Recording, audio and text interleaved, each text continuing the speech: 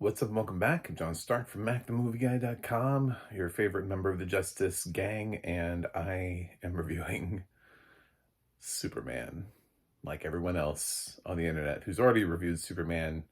And I'm sure this is absolutely going to get no play whatsoever because I didn't rush to see Superman in theaters. I waited until I could be sure I got my audio description without interruptions or failed equipment, and saw it on HBO Max. So the film does have audio description. It's done by Deluxe. It is narrated by Jedidiah Barton, and it's exactly everything I wanted the track to be. It's very exciting. It's described all of the action and the aliens and the fighting, the weird portals that are opening. Everything that happens in this movie was described well. So thank you, Deluxe and Jed. So what is Superman? Well, first of all, I should say we all have our heroes, right? Superman is not mine. It's not my favorite hero. I mean, he is a hero. I suppose he would be my hero if he was real.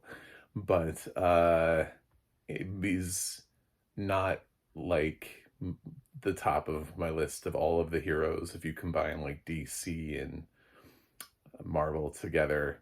No, he would not be at number one. I don't think he's a top 10. I have enjoyed some iterations with Superman in them. I'm not going to say that that's not a thing, but previously until now, if you had asked me, because I didn't grow up with Christopher Reeve being my Superman. I'm in a weird age group where films came before me, things came after me. So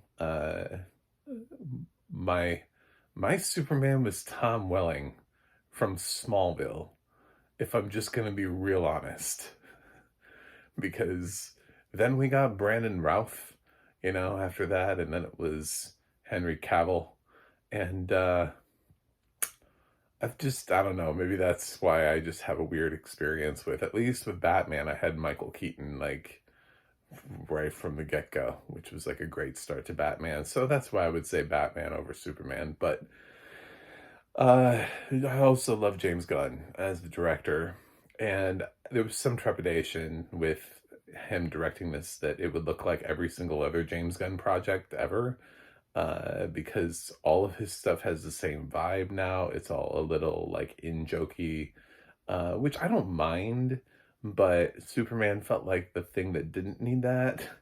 It didn't need the sort of cool kids club thing that James Gunn has going on that works so well in Guardians and is working for Peacemaker. And honestly, I mean, James Gunn inherited a brand that included shows like Harley Quinn. Well, that feels like right up his alley. So his Suicide Squad has that in it. So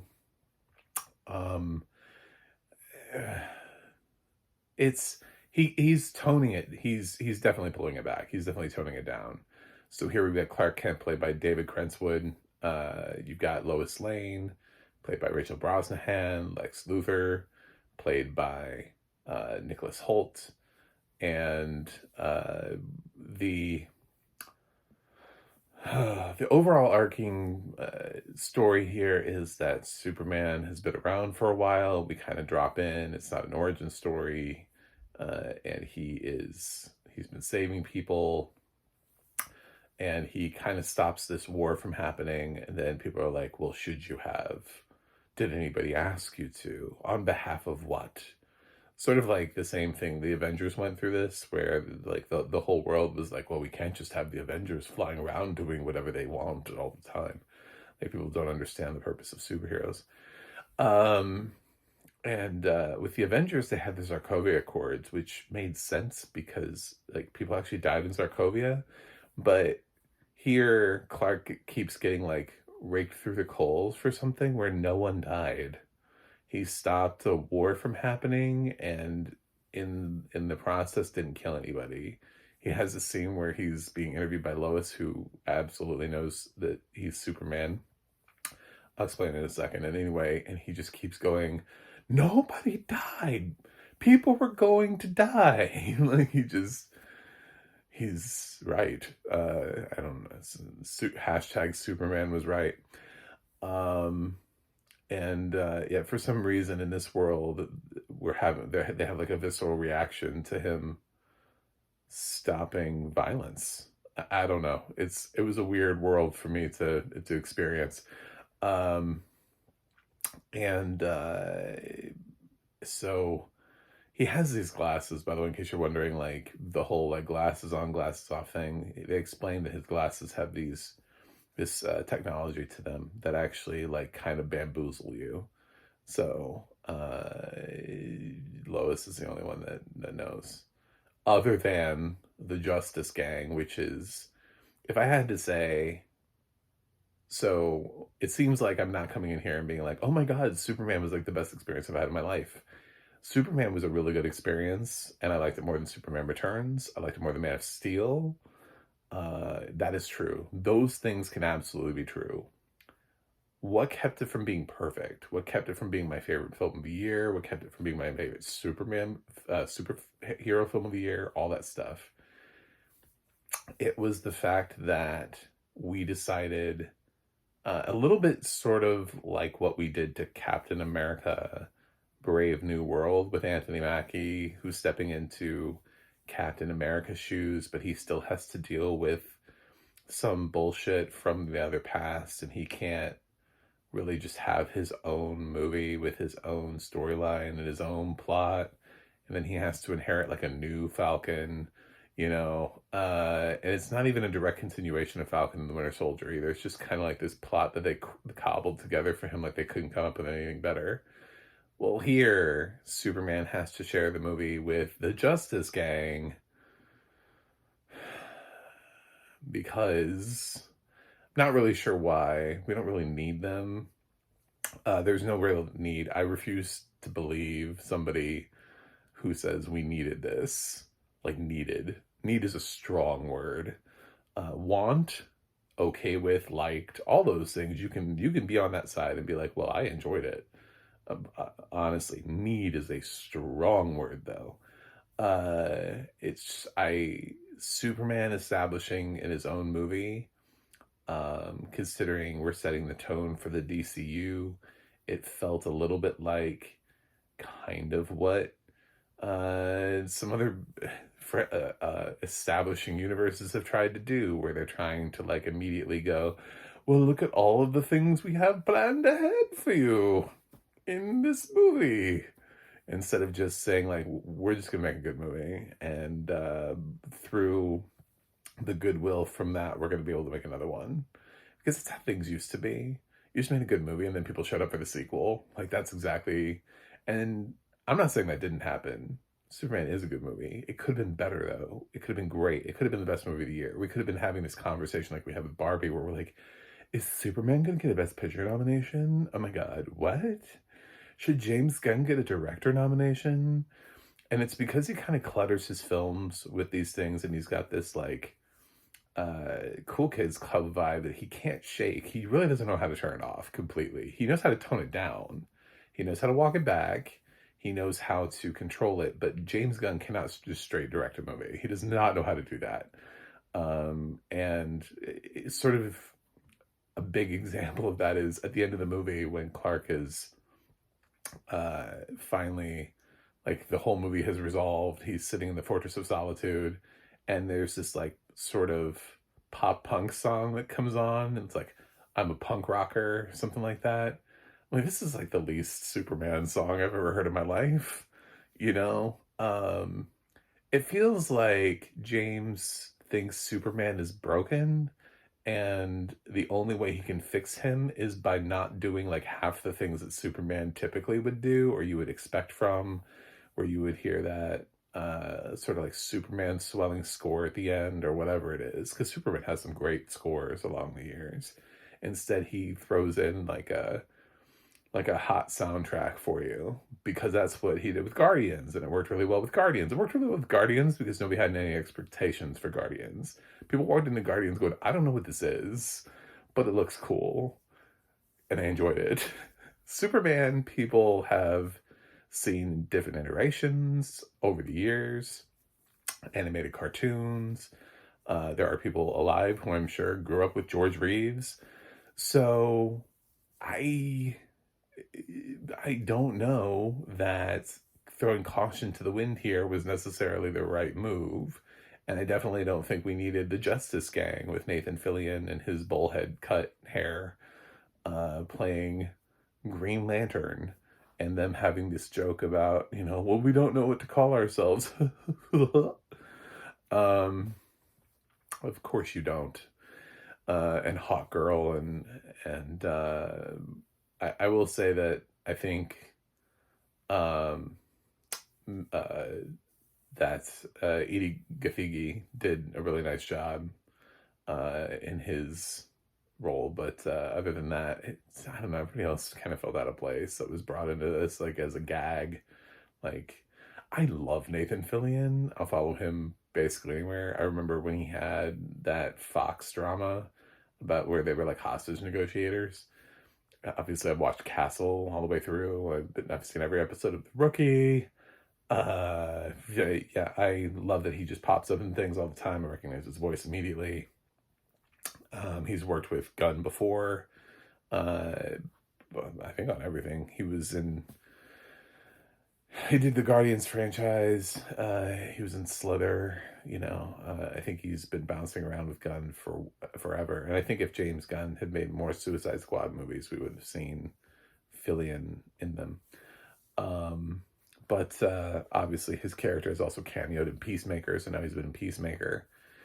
But it feels like a joke version of Green Lantern. It doesn't feel like the real one anyway. And yet this is the universe that we're supposed to accept. So now he has to figure out how we go from that Green Lantern to this next one, whenever we get one.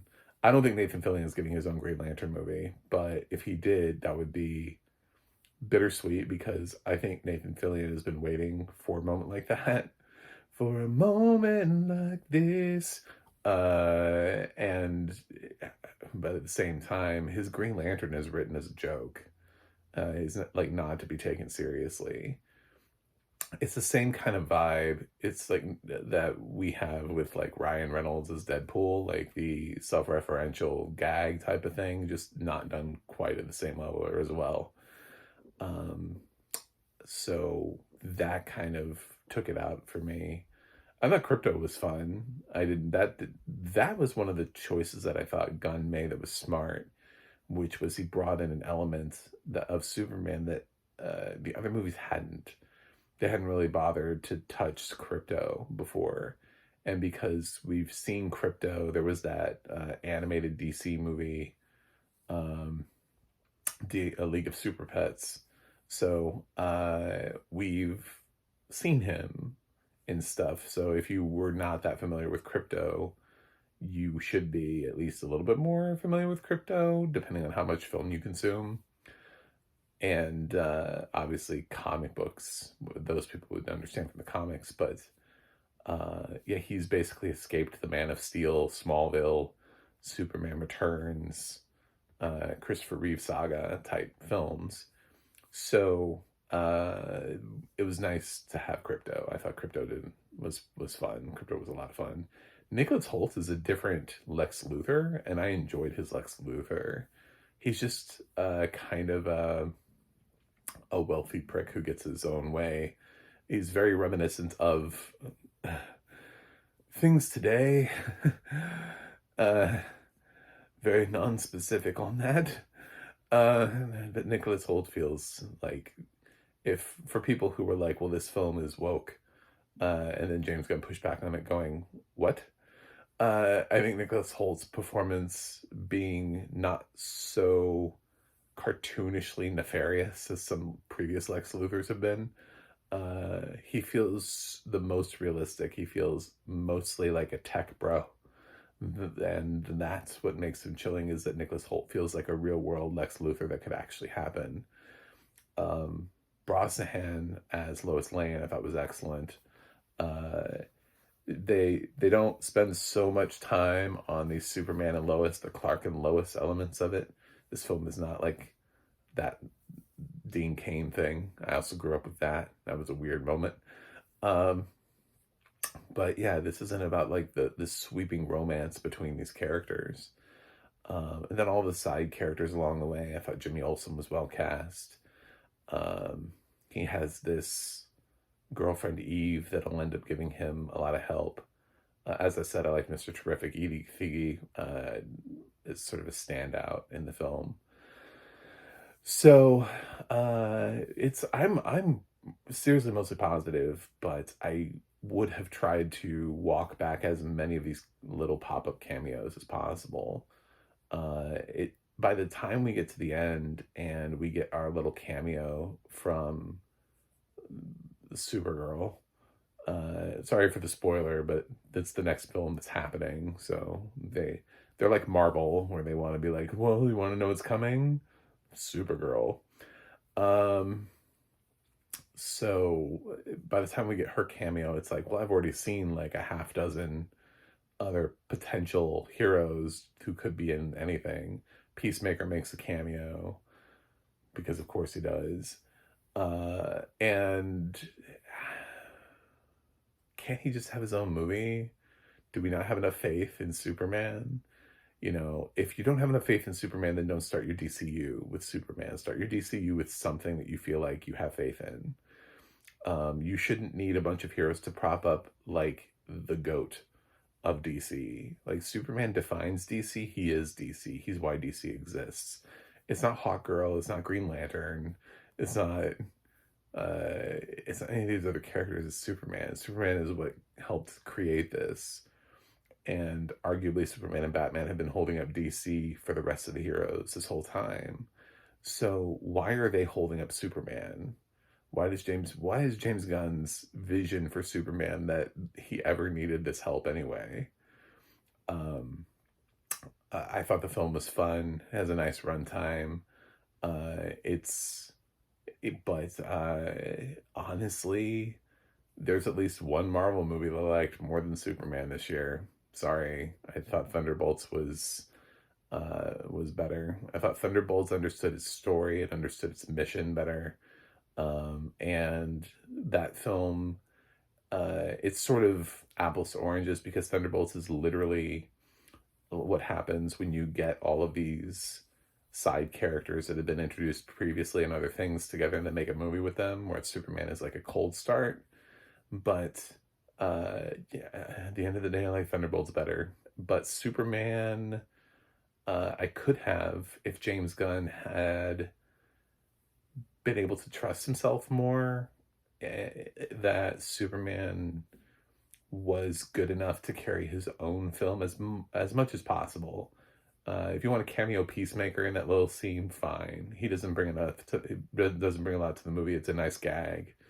And then at the end of the movie, you have Supergirl. But I would have cut out the entire Justice Gang. Would have done that. And just had the movie organically figure itself out from there. So he has Crypto. He already has a sidekick. He doesn't need anybody else. Just write Crypto in the right way, and you have a sidekick.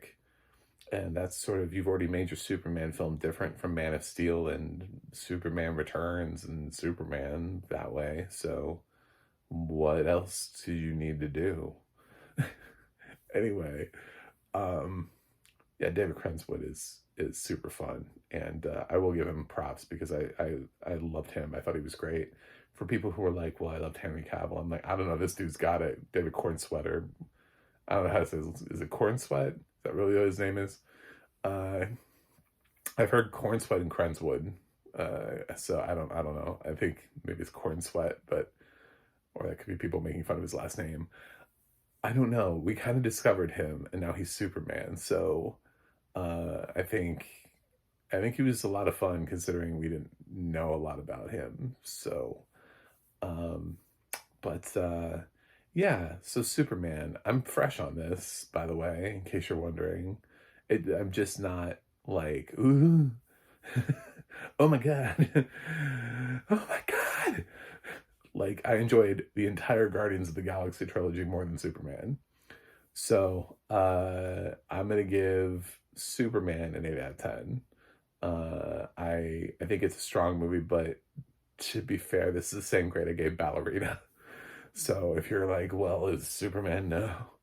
No, I've given other films higher grades this year. I also gave Ballerina an 8 out of 10. So I felt about the same with Ballerina being a strong follow-up to, but not perfect, and hard to ever top John Wick, you know, follow-up as I did Superman, which is a really strong film, but seems to hobble itself a little bit by adding in things it didn't really need. Need is a strong word. Enjoy, sure, you can enjoy that. And I think some people probably did, and some people, but if you walked away from Superman going like, my favorite part about that movie was Green Lantern, then you didn't actually enjoy the movie, because your favorite part about Superman should be Superman, like, or at least directly a Superman element, like Lois Lane. Like, I mean, it should be Superman, but if you were like, man, Lois Lane in Superman was great, I really identified with her, fine, because she's always attached to Superman. But Green Lantern could be in their own movie. So, and this sucks because I love Nathan Fillion, and I would love to see Nathan Fillion actually do a Green Lantern movie, but here he feels more like a gag than he does a serious character that James Gunn actually feels like exploring. So, yeah, that's it. Thanks for watching. Thanks for subscribing. I'll see you guys on the other side.